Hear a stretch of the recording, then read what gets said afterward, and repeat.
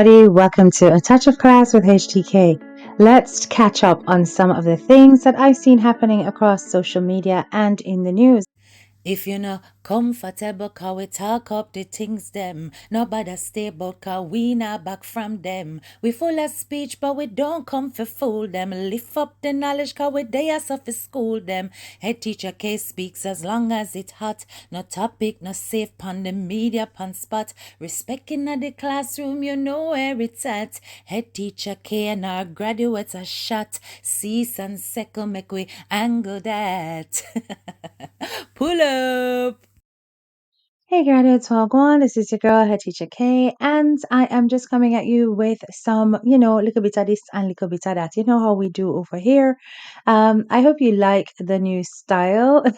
Normally I come live, I show my face whenever we have interviews, but normally when I'm doing blogging, you hardly see me. So I'm checking out this app, this new app that I have, this new software, and yeah, I'm quite liking the look of it, the feel of it. You understand?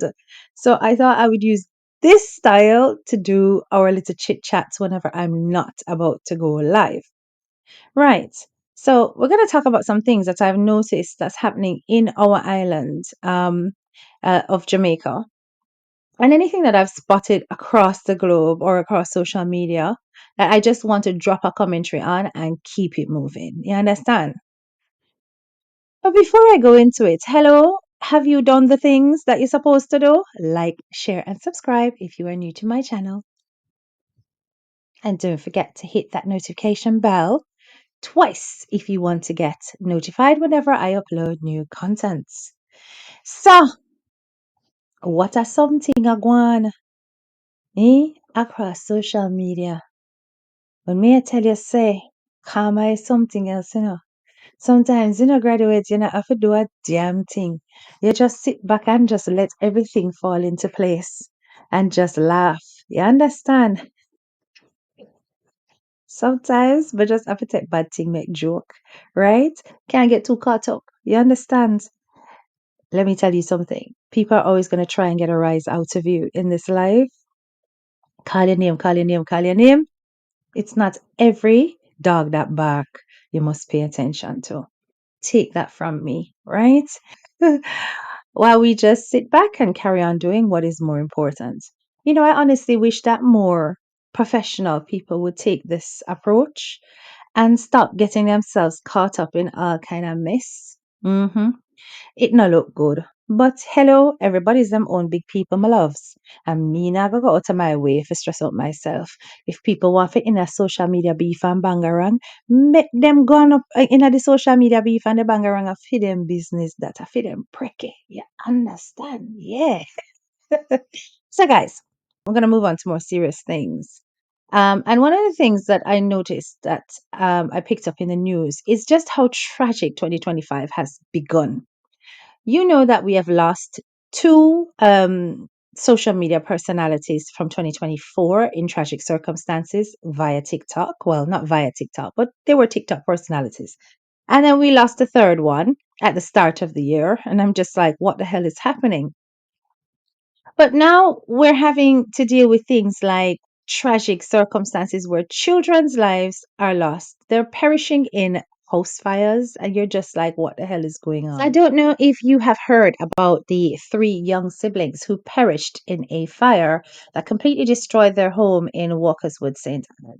The three sisters, who are Tashana Mattis, 7, Tashani Mattis, 4, and their brother Tavarno Mattis, 2, were all of the cottage district in Walkerswood, and the three bodies were found on a bed after the fire was put out. And then we have a fourth sibling who was a 5-year-old by the name of Tadane Mattis. He was asleep in another room with the grandmother Robin Roach, and they escaped unhurt along with Roach. People are up and down all over the place saying that the children should not have been left alone and so on and so forth.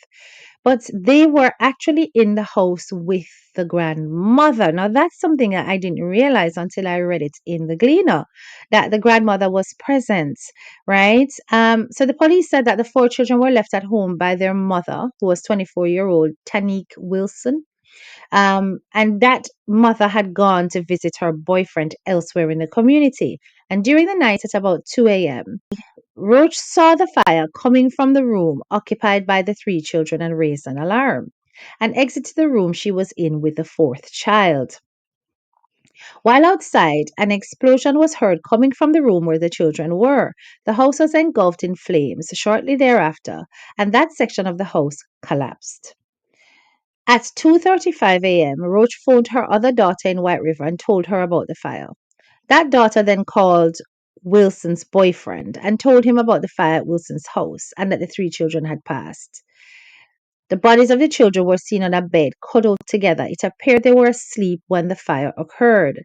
Now, I don't know if they were scorched to death or if they actually passed as a result of carbon monoxide poisoning, smoke inhalation that basically snuffed them out before they could even feel anything. And I really want to hope and imagine that the latter is the case. Now, based on how the article is written, it seems as though the grandmother was in the property, right? So, how is it that the grandmother was not able to raise an alarm in sufficient time in order to get those three children out? I don't know. What was the circumstance within that room that really and truly started the fire from that source? Because it clearly says that she saw the fire coming from the room that was occupied by the three children. So, what was in that room? Was there a candle? Was there a lamp? Was there faulty electrics? There's so many questions to be answered as to why that is. So it's not as though the mother had gone about her business, go look man, and then leave the children in the house all by themselves with no adult supervision. There was, in fact, the grandmother present, and it's a shame that that grandmother was not able to rescue the children at all at once. You know what I'm saying? So she ended up with a 5-year-old in her bed, and that is the 5-year-old that she managed to escape with, while the others perished. Boy, it is really a sad situation if you think about it. A terrible way to start the year to lose all three children at once. And, that one child that's left back is a blessing. But you can imagine also the longing and the grief that that child is going to have to go through with his siblings, with the siblings completely gone from this earth. You understand? So, the Child Protection and Family Services Agency, CPFSA, and the Ministry of Education, they're appealing to parents and guardians to prioritize vigilance in safeguarding their children and to adopt fire safety measures at home.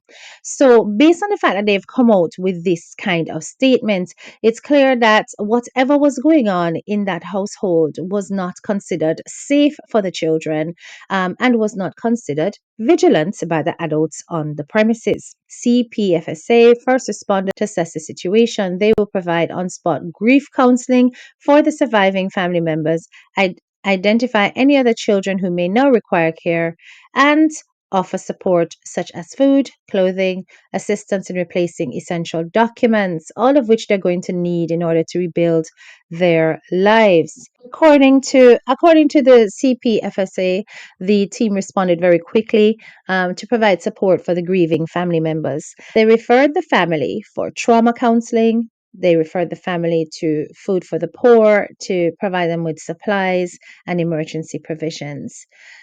What an unimaginable loss. Now, they're still going on about the fact that they should never leave the children, people should never leave children unsupervised or in situations where their safety may be at risk, especially at home, that the children must be in the care of responsible adults. So that raises the question, was the adult responsible or not responsible? Is it that the elderly person that was there was equally vulnerable and therefore should not have been held accountable or responsible for those children's welfare? These are crucial questions to be asked. Really and truly, right now, a lot of people are going to be blaming themselves in the tragic loss of these three children.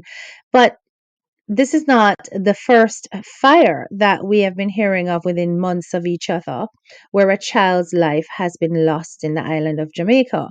And I do have some crucial questions. One, about whether or not the government is ensuring that crucial checks are taken place where the properties are concerned. Are people, are landlords actually checking the wires, making sure that the materials used in the property are the least flammable, ensuring that the property when once residents are in, ensuring properties are regularly checked. Well, obviously without invading privacy, but making sure that you haven't got faulty wires hanging out here and there that need repairing. Is there a reporting mechanism that's being followed up on within a good amount of time where tenants have discovered that there are faulty wires or there is something not quite right in terms of the structure of the property that may need reinforcing, replacing, and so on. And are people being held accountable for ensuring that things like smoke alarms are placed in properties, carbon monoxide alarms are placed in properties that will help to alert people? I know these sound like first world things, but they're really not that expensive when you really think about it in terms of comparing it to the loss of a life. And there are certain things that I have noticed, obviously, when it comes to squatters, people who are living in tenement yards, in, garrison communities. A lot of stealing of electricity is going on, and the wiring is not necessarily done in a safe way. Um, it's time that the government really starts to invest in safeguarding the people, making sure that one, they have accessibility to affordable utilities, and also that things are being done in a safe manner. Um, it's a tricky one because people are also complaining about how high the electricity bills are. When people get their bills, it's some stupid amount of money. All people want to day in a property, I get some rotted bill. You understand? And them never in a property at all. So who to tell why it is that this problem is always going to keep happening, where wiring is found to be a contributable factor to the houses, right, going up in flames. Or people just not using electrics and using, candles and lamps where they picking them in the room and all them kind of thing there, right? So there's a lot to be looked into with that case, and it's a shame that we started the year so tragically, and it just does not get any better. So the state is seeking the death penalty, you heard me, for the killing of Barbara Gale. Yes, my loves. Jamaica want to set us right back, right, into primitive mode to penalize this convicted killer. What do you guys think about this in the comments? Do you think that the death penalty needs to be reintroduced into our island? Do you think that's going to take us back to the Stone Ages? Or do you think that this is something that really needs to set a precedent for the wanton crimes and killings that we're seeing taking place throughout the land? I know that the situation with Barbara Gale is quite devastating. And this was a lady who was well decorated and had contributed so much to the island in terms of media, and public relations, right? So for her to go in such a terrible and reckless way, as a result of just probably theft or other material motivations, because to date we don't really to know what can place in people. We don't really to understand why it is that this man decided to target this lady. But for her to go the way she went, no doubt, people are seeking some severe penalties, and it's in a way justifiable. But I'm looking at the bigger picture of whether or not, if we start this precedent and it therefore continues, that our government will handle this properly. Remember, well, we are now in the phase where we are going for a republic state, okay? We're trying to become a republic without any involvement from the crown.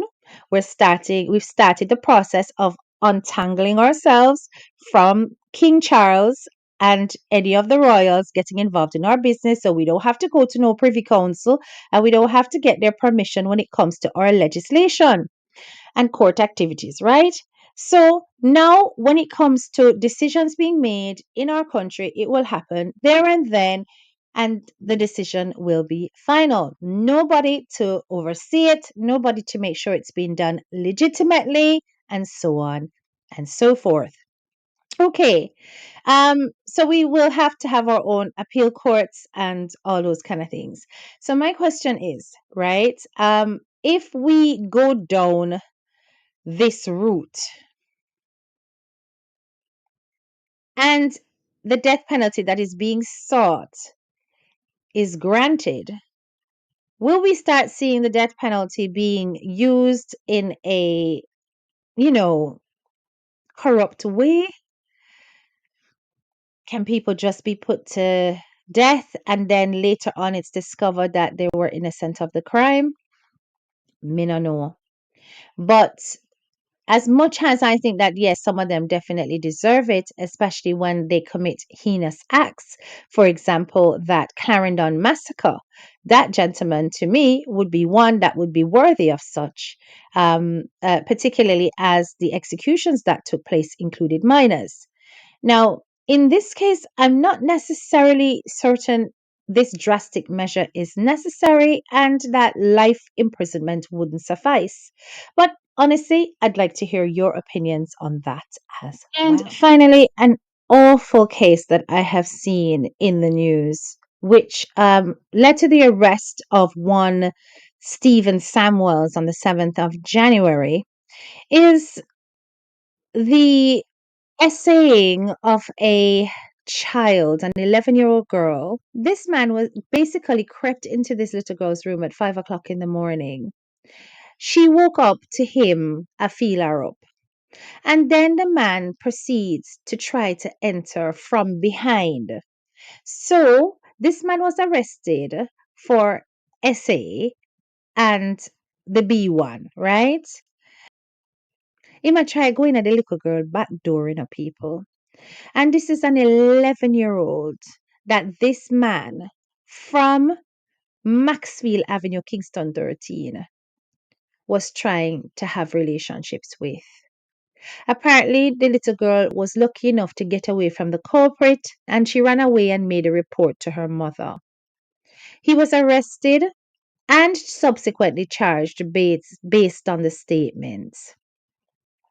So when I tell you that we have a real problem in our island with regards to some of these predators that are just roaming the streets, living next door and so on, it is no joke at all. Because when I'm right mind could have possessed him for find a 11-year-old attractive is beyond me.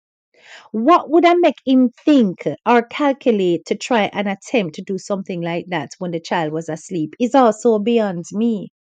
Now, it's cases like this that, to me, need some serious consequences. Yes, people, so what could I ever convince this man to do something like this in a community where it's obviously easy for the child to run off and alert adults is beyond me. Some of these people have got urges that literally cannot be controlled. And in cases like this, people might say the death penalty is definitely a deserved outcome. But you see, unless something is drastically done to address these predators in our island, we're going to keep seeing cases like this multiply. And God forbid it ends up on your doorstep. Anyway, this is your girl, Head Teacher K. Bye bye.